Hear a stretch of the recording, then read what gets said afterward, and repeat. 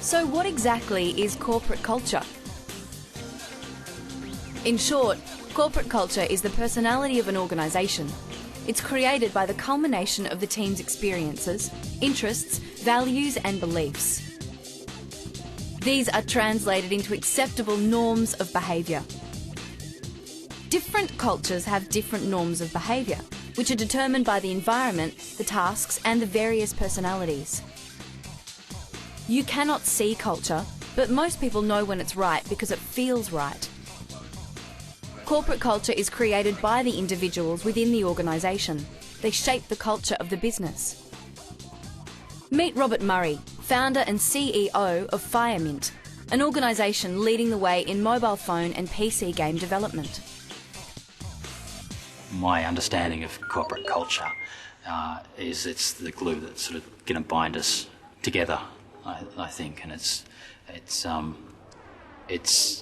what you get when you've got a large group of people kind of aligned. It's how they connect, how they interact.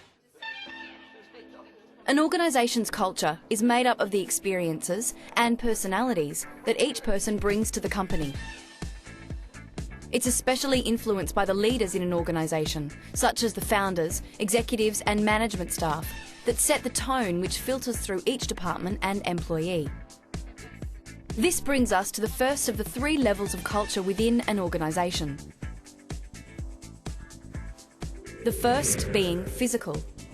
This is the most visible of the levels and consists of the various aspects of culture that we can physically see, such as dress codes, office layout, and the technology used.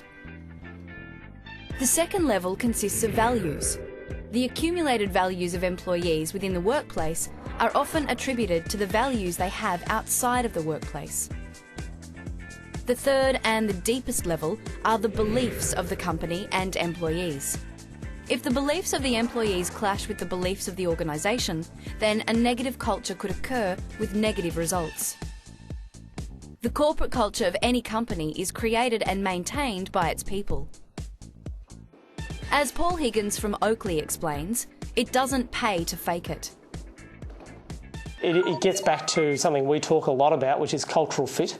For us, irrespective of whether they're management or, just staff working in any of the functions, if they're not reinforcing, the principles, in our case, the principles of the brand, or, in other cases, the principles of the mission statement, it's actually very hard for them to fake it.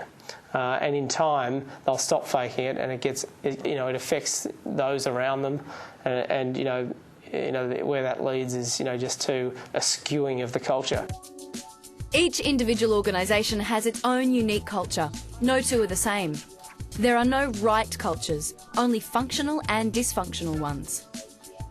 As companies evolve, cultures change. There are 4 main types of corporate cultures: the power culture, the role culture, the achievement culture and the support culture. A power culture generally revolves around one singular charismatic leader. Power cultures are often demanding, requiring extra input from employees, such as late nights and weekends. Hard work and loyalty are rewarded. A power culture can be inefficient if everyone has to wait for approval prior to moving on with a project. This can be dysfunctional for all involved. If the organisation grows quickly, it may be too much for the one person at the top to maintain control efficiently.